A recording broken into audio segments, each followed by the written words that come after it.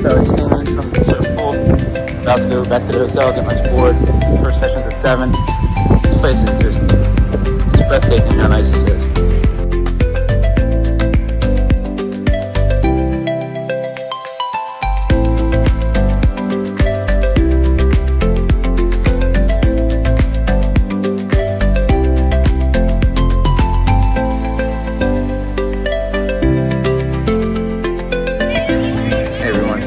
Back to my surf trip.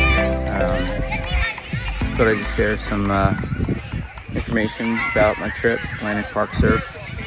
Anyone who's planning on going out there and you're considering what sessions to get, whether they're rights or lefts or advanced, expert, pro, kind of just different things about the trip, what the city was like, the lodging. So I'll start with the actual waves. The waves, if you're on the fence of getting advanced or expert, I would say go with expert.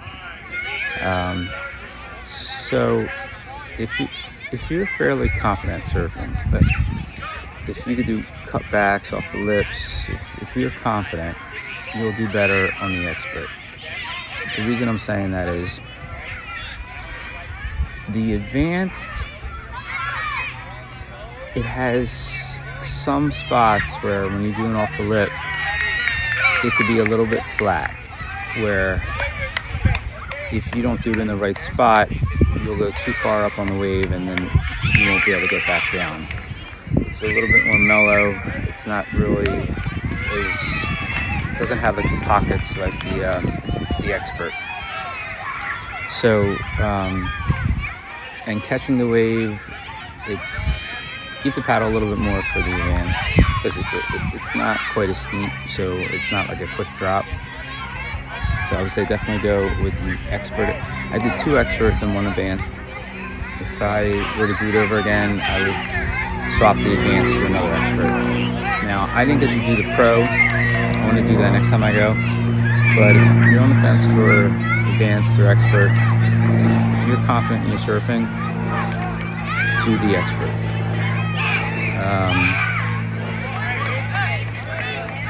The actual place, it's beautiful. It's really great.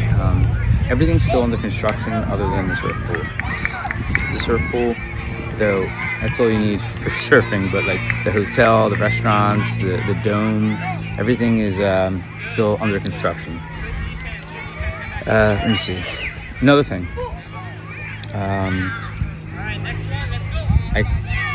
I cracked the tip of my nose on my surfboard. So if you've never surfed the wave garden before, there's a concrete wall on the side that you get real close to. And when you're taking off, if you mess up the takeoff, if you fall on the takeoff, and your board flies out in the wrong way, it can hit the concrete wall. And it did that for me maybe once or twice, and one of the times the nose went straight into the concrete and it cracked the nose. So that said,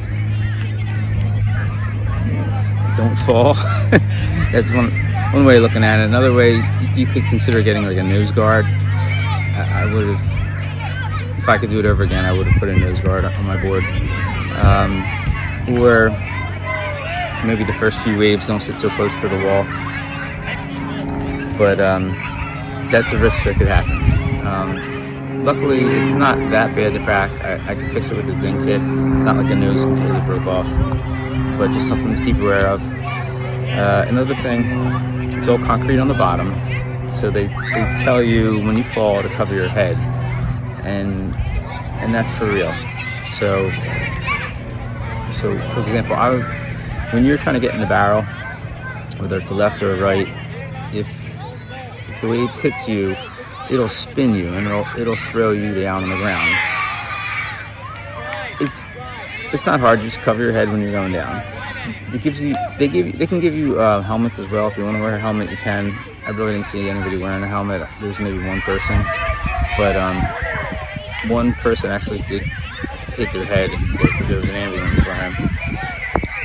But you have time when you're falling, if you know how to fall, and you feel like it's going to be a bad fall. You just cover your head. I didn't hit the concrete at all, but one of the barrels I was in, that I fell, I immediately just covered my head just in case.